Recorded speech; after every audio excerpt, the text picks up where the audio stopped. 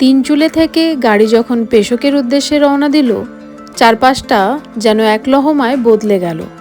পাহাড়ি আঁকাবাঁকা পথ বেয়ে নামতেই চারদিক থেকে ধেয়ে এলো এক বুক কাঁপানো কুয়াশা মিশ্রিত মেঘ। সামনের রাস্তা প্রায় অদৃশ্য।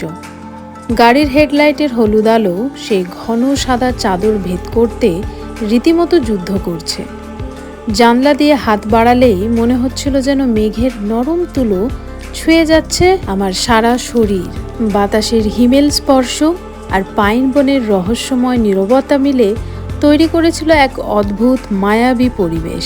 পেশকের দিকে বাকি পথটুকু পাড়ি দেওয়ার আগে গুম্বাদারার বুকে কাটানো কুয়াশায় মোড়া কয়েকটা মিনিট আমাদের এই যাত্রাপথের সবচেয়ে সুন্দর আর রোমাঞ্চকর স্মৃতি হয়ে চিরকাল মনের কোণায় রয়ে যাবে।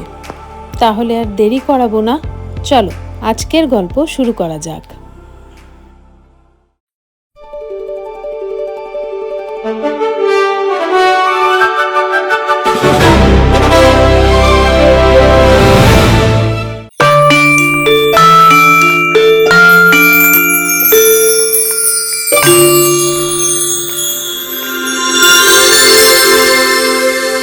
কালো ভ্রমর ইউটিউব চ্যানেলে আপনাদের সকলকে সাদর আমন্ত্রণ। আজকে নর্থ বেঙ্গল ট্রিপের আজকে আমাদের হচ্ছে সেকেন্ড ডে। এখন আমরা চলে যাচ্ছি পেশক। বেরিয়ে গেছি একদম মেঘ কুয়াশার মধ্যে দিয়ে, পাইন জঙ্গলের মধ্যে দিয়ে এগিয়ে চলেছি পেশকের উদ্দেশ্যে। পেশকে যে জায়গায় যাবো সেটা হচ্ছে হারিমাং ইম হোমস্টে। সাথে দেখো কারা কারা রয়েছে গাড়িতে, দেখিয়ে দিই একটু। মা, মাহি, পিসি আর অনিতা মাসি, চারজন রয়েছে আর আমি তো রয়েছি। যেতে যেতে পথে আমরা যে কটা সাইট সিন পাবো করবো। গাড়ি এখন গরুর গাড়ি হয়ে গেছে, প্রচন্ড দুলছে আর রাস্তাটা একটু খারাপ। তো চলো নেক্সট জায়গায় গিয়ে তোমাদের সাথে আবার দেখা হচ্ছে। আমি এখন দাঁড়িয়ে আছি গুম্বাদারার মেন ভিউ পয়েন্টে, আর এখান থেকে চারপাশের দৃশ্যটা জাস্ট অবিশ্বাস্য। একদিকে মাইলের পর মাইল সবুজ চা বাগান, আর অন্যদিকে পাহাড়ের খাঁজে খাঁজে ভেসে বেড়ানো সাদা মেঘের ভেলা। আচ্ছা, এখন আমরা এসে গেছি গুম্বাদারা ভিউ পয়েন্টে। মানে তিনচুলে থেকে পেশক যাচ্ছি। তো পেশক যাওয়ার সময় আমাদের ড্রাইভার দাদা এখানে দাঁড় করালেন ভিউ পয়েন্টের কাছে, বাট ভিউ তো সেভাবে কিছু নেই, সেরকম ভিউ কিছু নেই। দেখো পুরো, মানে এদিকটা দেখাও, এদিকটা পুরো ফগি ওয়েদার একদম। দেখো মেঘগুলো ভেসে ভেসে যাচ্ছে, কিছু দেখা যাচ্ছে না, বাট স্টিল ভালো লাগছে। ঠান্ডা ঠান্ডা হাওয়া দিচ্ছে, তো এটা একটা ভালো লাগছে।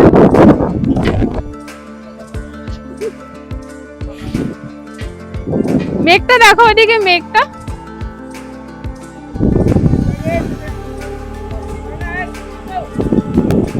কেউ চাইলে ঘোড়ায় যদি উঠতে চাও তো গুম্বাদারা ভিউ পয়েন্ট আছে, ওখানে ঘোড়া পাওয়া যাচ্ছে, তো ঘোড়ায় উঠতে পারো।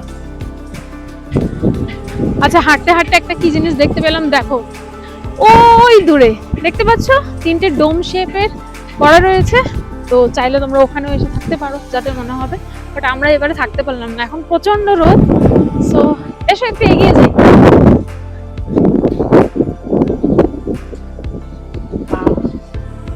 আচ্ছা, এখান থেকে যেটা দেখতে পাচ্ছি টোটাল 4টে ডোম শেপের কটেজ কিন্তু ওখানে রয়েছে।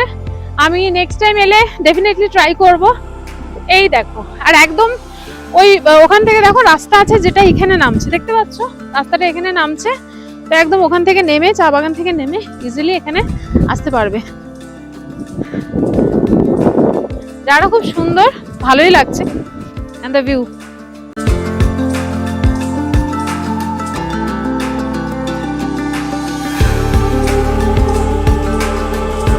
গুম্বাদারা ভিউ পয়েন্টকে বিদায় জানিয়ে আমাদের এবারের গন্তব্য পেশক। দুপাশের এই সবুজ পাহাড় আর মেঘ রোদের লুকোচুরি দেখতে দেখতে পথ চলা। পাহাড়ি পথের এই সৌন্দর্যই ভ্রমণের আসল আনন্দ। দেখতে থাকো, একটু পরেই আমরা পৌঁছে যাব পেশকে। দেখো বলতে বলতে আমরা এখন চলে এসেছি পেশক টি গার্ডেনে। আর এখানে প্রত্যেকে কিন্তু ওই দার্জিলিং এর যেটা টিপিক্যাল ড্রেস, ওটা পরে সবাই ফটো তুলছে। সো চলো আগে গিয়ে দেখি গিয়ে। এসো এসো, সবাই পড়বে নাকি জামা কাপড়? সবাই বলবে। I will also wear. ওকে,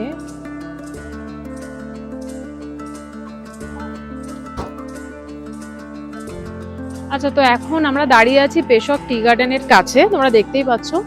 আর এখানে এই যে দেখো ফটো তোলা যায় ওদের ট্রেডিশনাল ড্রেস পরে, পেছনে পুরোটাই হচ্ছে পেশক টি গার্ডেনের অংশ। আর আমরাও এখন ড্রেস পরবো প্রত্যেকে, আমরা 5 জন, 4.5 জন আছি, সরি 5 জন না, ভুল হয়ে যায় বারে বারে, আমরা 4.5 জন আছি।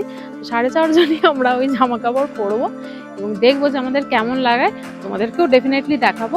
পার হেড 100 টাকা করে বলছে, অর্থাৎ একজনের জন্য একটা ড্রেস ভাড়া 100 টাকা। চলো আমরা ঘুরতে ঘুরতে এই জায়গাটা দেখতে পেলাম, ঘুরে নি, কারণ এখন ড্রেস পরার প্রচন্ড ভিড় রয়েছে, তো একটু উঠে পড়ি এখানে, এখানটা উঠে যাই। উফ, বাহ, চারিদিকে চা বাগান, তার মাঝখানে হচ্ছে আমি হচ্ছে এই চা বাগানের মালকিন। পেশক যাওয়ার রাস্তায় এই ভিউটা মিস করা মানেই অপরাধ। আমি এখন আছি পেশক টি গার্ডেনে। 1863 সালের দিকে ব্রিটিশদের হাত ধরে তৈরি হওয়া এই বাগানটি কালিম্পং আর দার্জিলিংয়ের অন্যতম সুন্দর এক আকর্ষণ। এখানকার চা পাতা যেমন বিখ্যাত, ঠিক তেমনি বিখ্যাত এর ল্যান্ডস্কেপ। পাহাড়ের ধাপে ধাপে সাজানো এই চা বাগান দেখতে দেখতে কখন যে আপনার সময় কেটে যাবে বুঝতেই পারবেন না। যদি এই রুটে কখনো আসেন, গাড়ি থামিয়ে এখানে কয়েকটা ছবি তুলতে একদম ভুলবেন না। মাহি এখন পড়ছে, সবার আগে মাহিকে বলেছি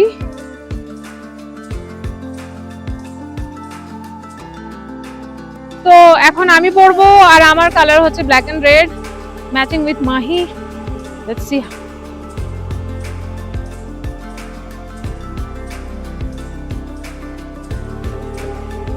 দেখছো একটা স্কার্টের ওপর আরেকটা, ওই কোলেক্টর ভাবতে পারছো? তোমার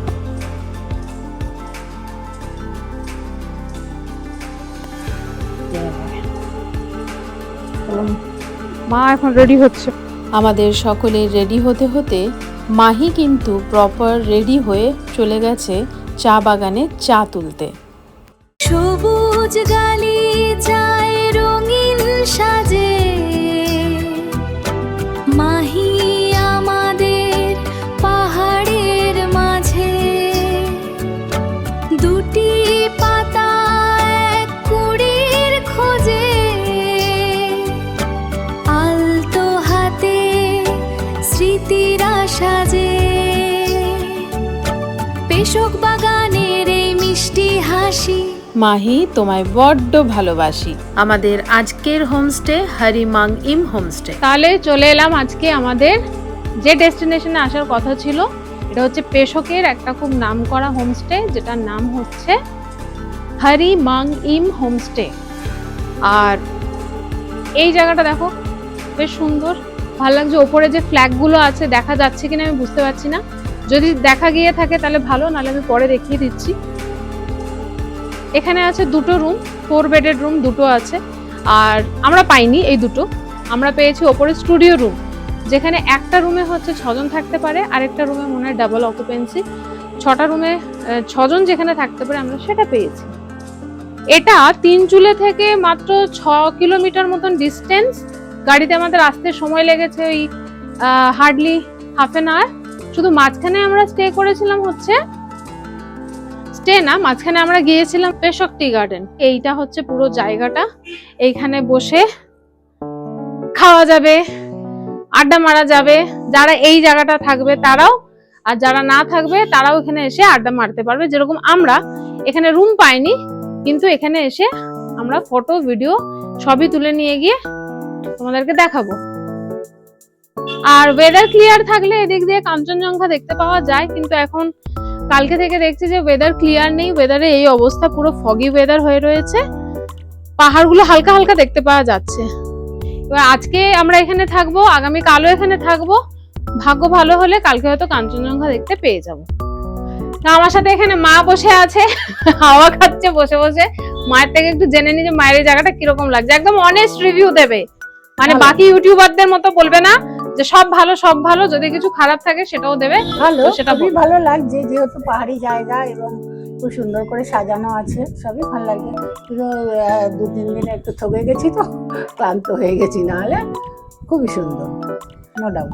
এই জায়গাটা ভালো, বাট আমরা জেনারেলি যেটা হয় যে ভিডিওতে সবসময় একটু বেশি বিগার লাগে, অতটা বড় এটা নয়, এরিয়াটা ঠিকঠাক আছে, দুটো রুমের জন্য ঠিকঠাক। আর বাকি আমাদের ওপরের রুমটা অনেকটা ওপরে, তো ওখান থেকে ওঠা নামাটা খুবই কষ্টকর হয়ে যাচ্ছে। এমনি কিরকম লাগছে তোমার সেটা বলো। এমনি ভালো লাগছে, ভিউটা তো ভালোই আছে, মানে চারিদিকে পাহাড়, হ্যাঁ, ওয়েদার, তার মধ্যে সুন্দরই আর লাগছে। আজকে সারাটা দিন আমরা এখানেই রয়েছি, তো আমাদের আর কোথাও যাওয়ার নেই, ফলে পুরোটা দিন আমরা বসে বসে আড্ডা মারবো, গল্প করব, খাওয়া দাওয়া করব, আর ছুটিয়ে ভিউ দেখবো। যদিও ভিউ তো আমাদের ধোকা দিয়ে দিচ্ছে আজকে, আমরা ধোকা খেয়েছি। তো যাই হোক, তোমরা এলে নিশ্চয়ই ভালো ওয়েদার পাবে। ভালো লাগছে আজকে ফগি ওয়েদার।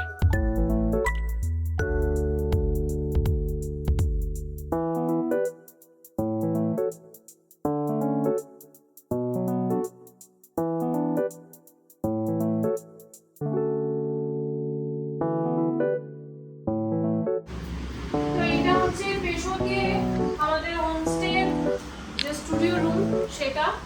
আর এখানে দেখতে পাচ্ছ একটা ডাবল বেড আছে, যদিও খুবই ছোট সাইজের।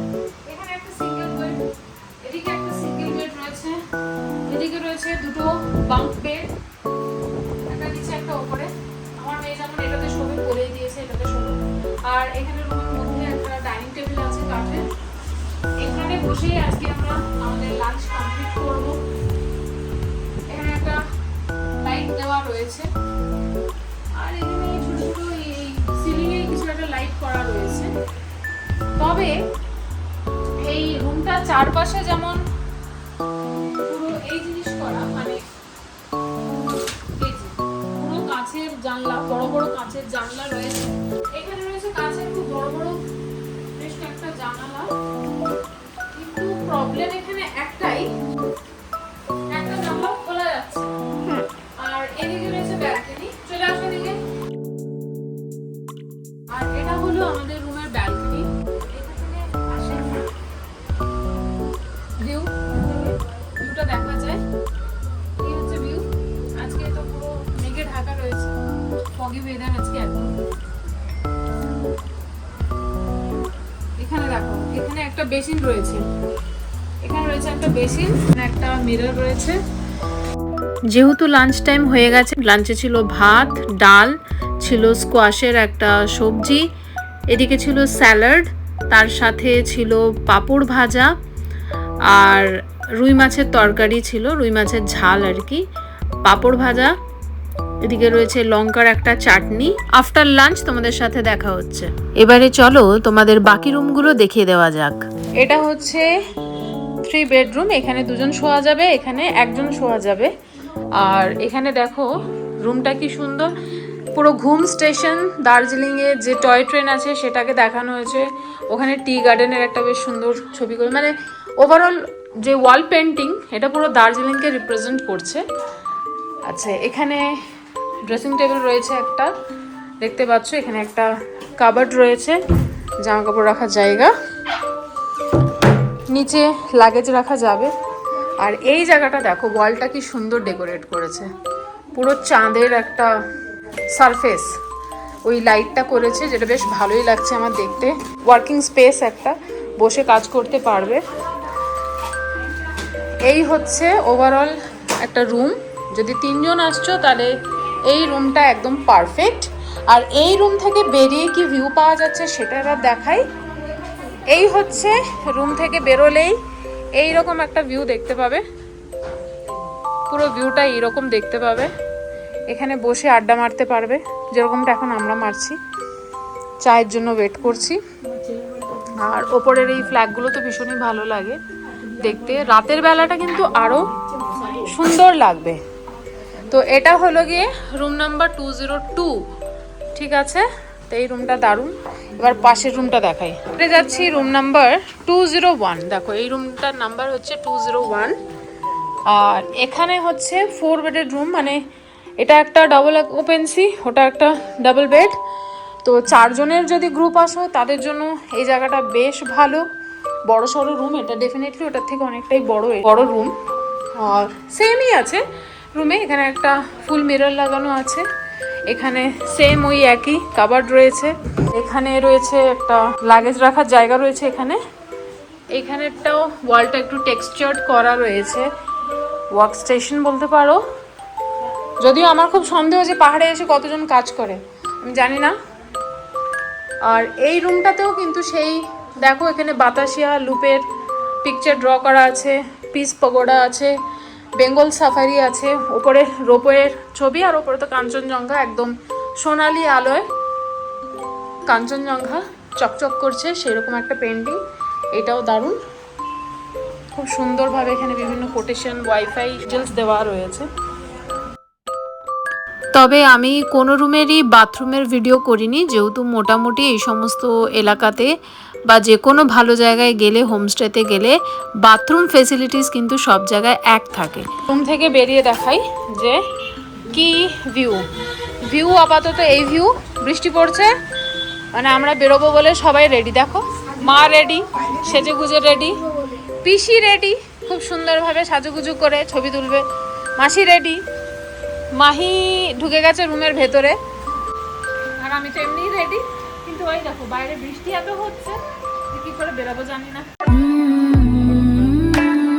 পাহাড়ের অপারে বৃষ্টি ঝরে, জানালায় কাঁচ গলা করে, ভেতরে উষ্ণ চায়ের কাপ, এই নির্জনতা নীরব চুপ, ছবি মতন সব কিছু, মন খারাপ হয় না আবার পিছু পিছু। বিকেলে একটু চা পান করে গা গরম করে আমরা একটু হাঁটতে বেরিয়েছি। ভেবেছিলাম টি গার্ডেন যাব, বাট সেটা যেতে পারছি না, কারণ সবাই প্রচণ্ড রকমভাবে ক্লান্ত। আর যেহেতু আমার সাথে সকলে বয়স্করা এসেছে, তাই আমি খুব একটা রিস্ক না নিয়ে ভাবলাম যে আশেপাশটা একটু হেঁটেই দেখা যাক, খুব একটা দূরে গিয়ে এই মুহূর্তে আর লাভ নেই। আর যেহেতু বৃষ্টি এক পশলা হয়ে গেছে, তাই রাস্তাও অনেকটা স্লিপারি, সুতরাং ডিসিশন চেঞ্জ করলাম আমরা। ঘুরতে ঘুরতে না আমরা এখন একটা মন্দিরে যাচ্ছি, কারণ এখান থেকে যে জায়গাটা যাবো ঠিক করেছিলাম, শুনলাম যে সেটা বেশ দূরে, কিন্তু বৃষ্টি পড়ছে। দেখি কি মন্দির।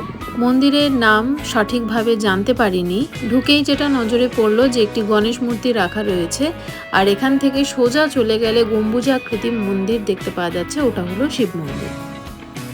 মন্দির চত্বর থেকে বাইরে বেরিয়েই চোখে পড়লো অ্যাভোকাডো গাছ, এবং স্থানীয় একটি লোককে জিজ্ঞেস করে জানতে পারলাম যে সত্যি সত্যি এটি অ্যাভোকাডো গাছ, এবং এগুলো সবকটা যে ফল ধরে রয়েছে প্রত্যেকটাই অ্যাভোকাডো।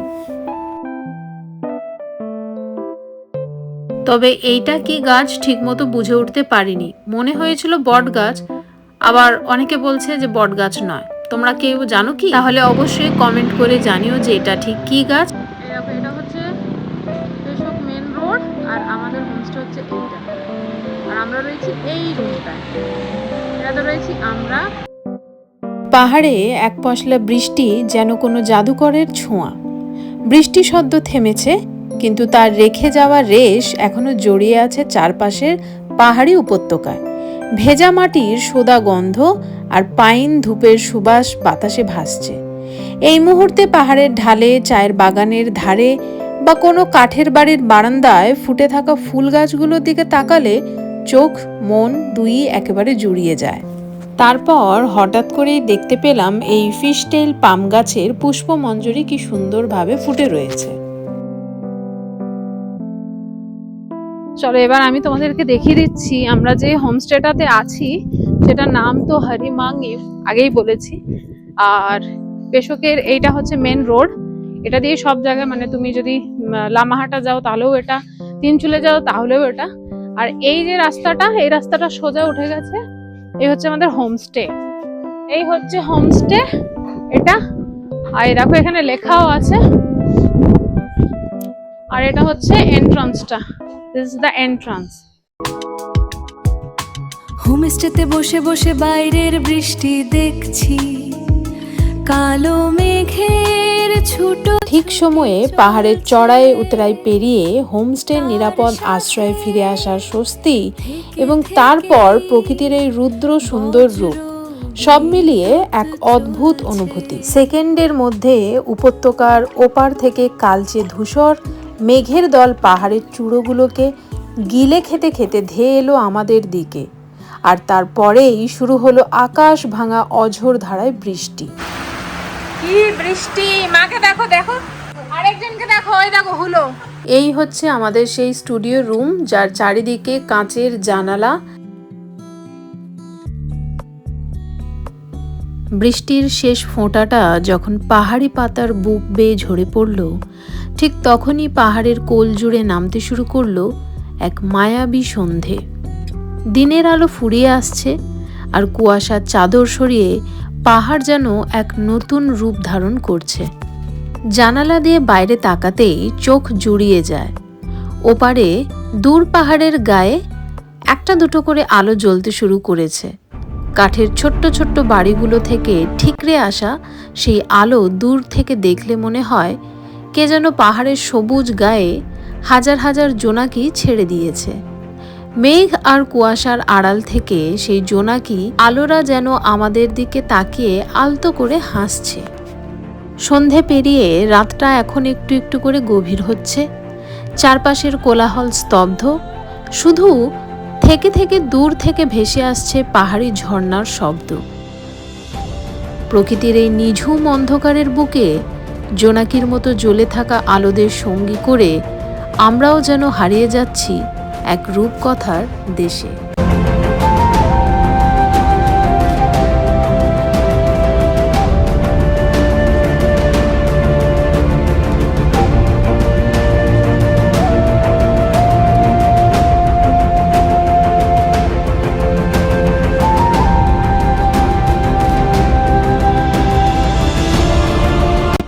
এই দেখো বিকেলে স্ন্যাক্স খাওয়া হয়ে গেছে, এখানে চায়ের খালি কাপগুলো পড়ে আছে। আর বেশ বিকেল থেকে দেখো সব কিরকম হসপিটালের বেডের মধ্যে শুয়ে আছে জানো। এই দেখো, এই দেখো এখানে মা, এইখানে রয়েছে পিসি, ওই আরেক দেখো মাথা খারাপ হয়ে গেছে। এই দেখো এই যে, ঠিক আছে, এই হচ্ছে অবস্থা। আর এই হচ্ছে আমি, আমাকে দেখো আমি পুরো একদম সাজু গুজু করে টিপ টপ ভাবে ঘুরে বেড়াচ্ছি। আর বাকি সব কটাকে দেখো, দেখো। এভাবেই কিছুক্ষণ থাকার পর ডিনার চলে এসেছে। দেখি একটু মেনুতে রাতের ডিনারে রুটি, এখানে রাইস, চিকেন,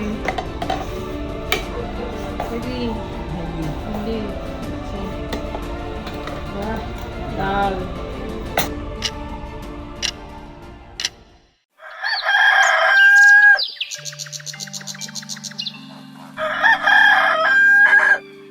পাহাড়ে সকালটা আজ শুরু হয়েছিল এক অদ্ভুত নীরবতায়।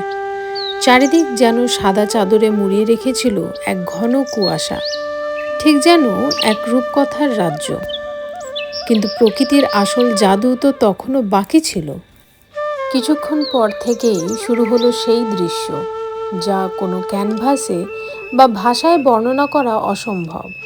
মেঘেদের এমন অবাধ খেলা, এমন লুকোচুরি, তা শুধু নিজের চোখেই দেখতে হয়। এই সৌন্দর্য ভাষায় প্রকাশ করার নয়, এই অনুভূতি শুধু ছুঁয়ে দেখার। সাদা ঘোড়ার মতোই মেঘগুলো ছুটছে পাহাড়ের বাঁকে, বাতাস তাদের টেনে নিয়ে যায় কোন সে অজানাতে। পাহাড়ের গায়ে মেঘের দূর দুরন্ত এক ছোঁয়া, আকাশ জুড়ে স্বপ্ন মেলা, নেই তো পিছু চাওয়া। ছুটছে তারা, যাচ্ছে কোথায়, মেঘে মেঘে নীলেশ পাহাড়ের বুকে, সাদা মেঘেরা সাজায় অশেষ দেশ। মেঘেদের এই লুকোচুরি খেলা দেখতে দেখতে কখন যে সময় কেটে গেল টেরই পাওয়া গেল না। প্রকৃতি যেন তার সবটুকু রূপ উজাড় করে দিয়ে বিদায় জানাচ্ছে। এই পাহাড়, এই মেঘের মেলা, হয়তো ভিডিওর ফ্রেম এখানেই শেষ হচ্ছে, কিন্তু এই ভালো লাগার রেশ মনের ক্যানভাসে রয়ে যাবে আজীবন। আবার দেখা হবে অন্য কোনো মেঘের দেশে, অন্য কোনো সকালে। তাহলে আজকের এই ভিডিও আমি এখানেই শেষ করছি। ভিডিও কেমন লাগলো তা অতি অবশ্যই আমাকে জানাতে ভুলবে না। আমি অপেক্ষায় থাকবো।